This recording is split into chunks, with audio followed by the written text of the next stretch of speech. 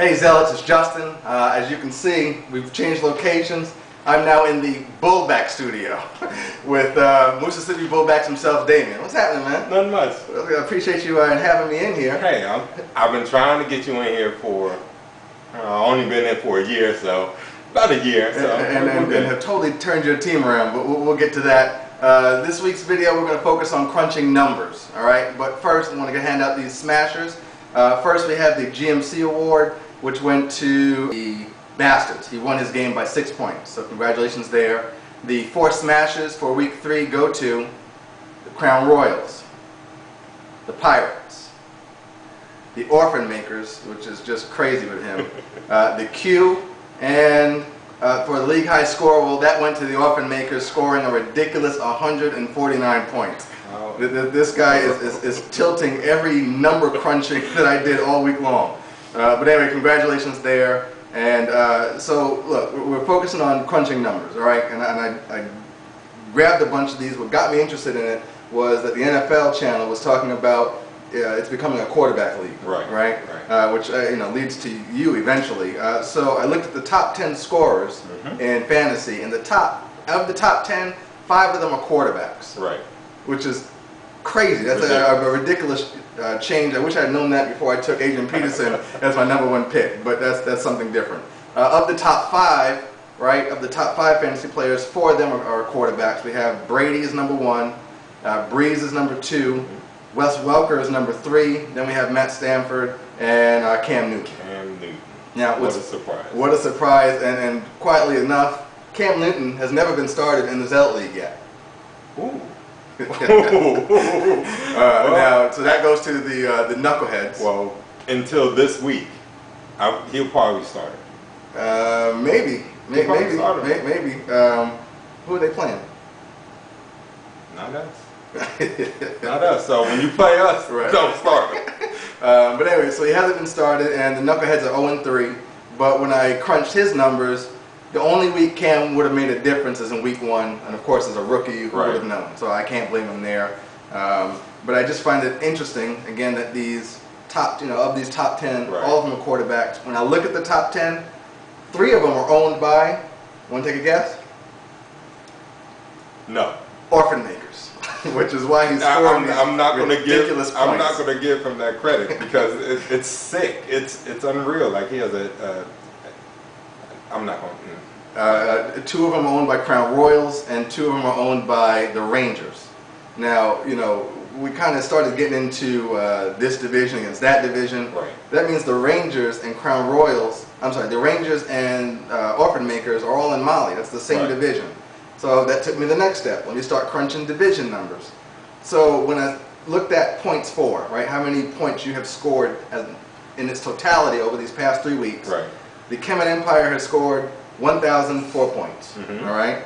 Zulu has only scored 998, not too much of a difference. Mali, 1,276 points. That's a big gap. And then Kush is 1181. That's you. That's you guys. So again, crunching more numbers, and we'll make this really simple soon.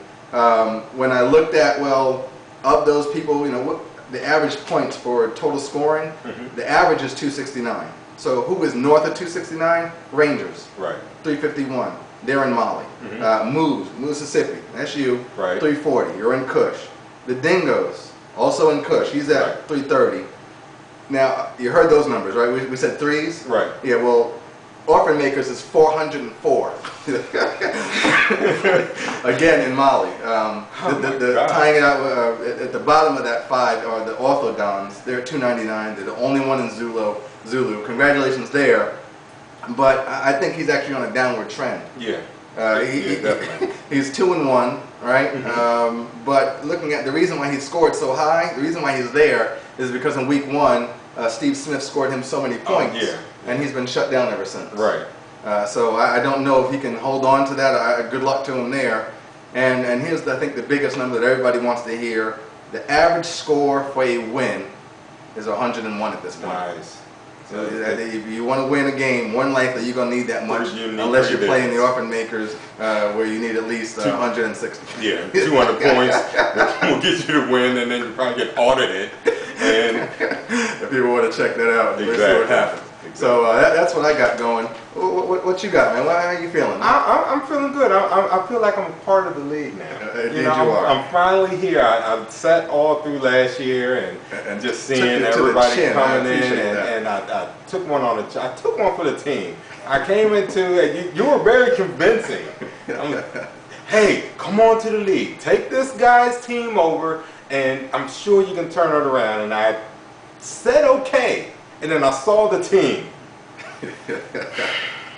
Yeah, I got one win out of it, but you know, hey, I said I was going to do it, so I did it, and I knew I was going to come back, and I had to come back with a vengeance. And I'm trying to do that, which you guys got on me, but you know, it happens. I mean, it's going to happen. It didn't matter who I had on my team. I knew I was going to have to hear it. Now that I won 2-1, yep. 2-1, I'm good. I'm all right with. I'm not all right with last week's win, but it doesn't matter because my bench was nil. I couldn't have made any changes last week. To make that a W. So I'm fine with that. You know, I'm cool.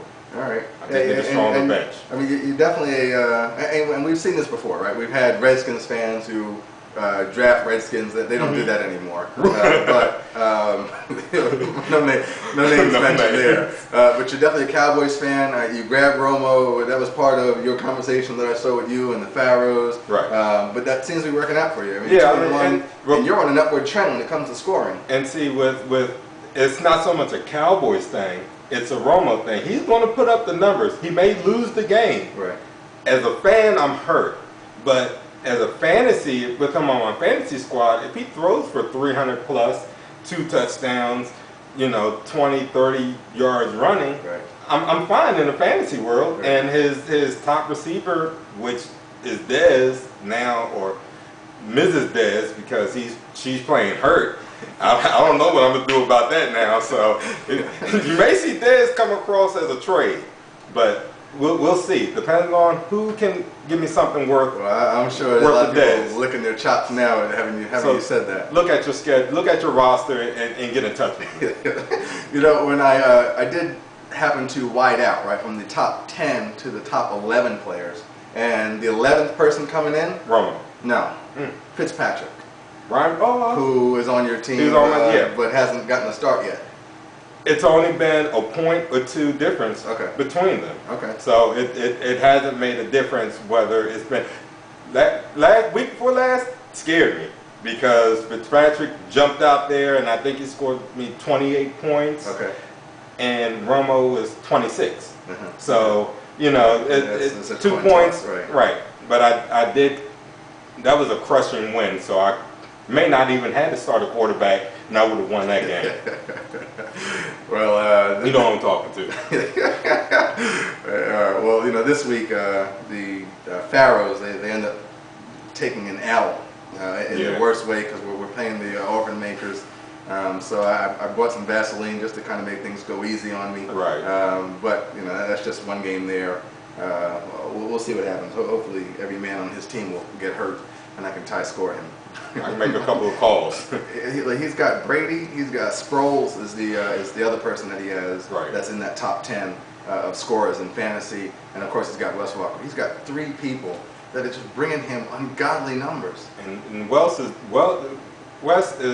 due to be benched. He needs to just sit down somewhere. I mean, you need Ocho Cinco to catch some balls, spread this out. But Brady has too many. He has too many weapons.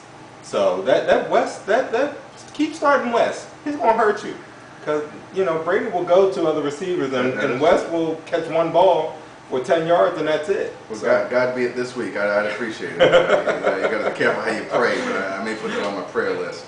But that's all I got, man. Anything you want to say to anybody out there? No, like I said, hey, I'm coming for everybody this year. You know, it's in my hands. Last year it wasn't in my hands. I took over a car with no steering wheel, so this year, if I go down, I'm accountable for it. So anyway, Zealots, we're going to wrap it up. Where's your smack board? Do you have a smack board in your any place you keep any trash talk? No? Okay, all right. Then I haven't gotten any emails, so again, if you always want to get something in, let me know. And otherwise, Zealots, I'll see you guys next week. I appreciate you having me, man. Later. Not a All right. problem. Bye-bye. Later. This is how we do. We make a move and act the fool while we up in the club. This is how we do. Nobody do it like we do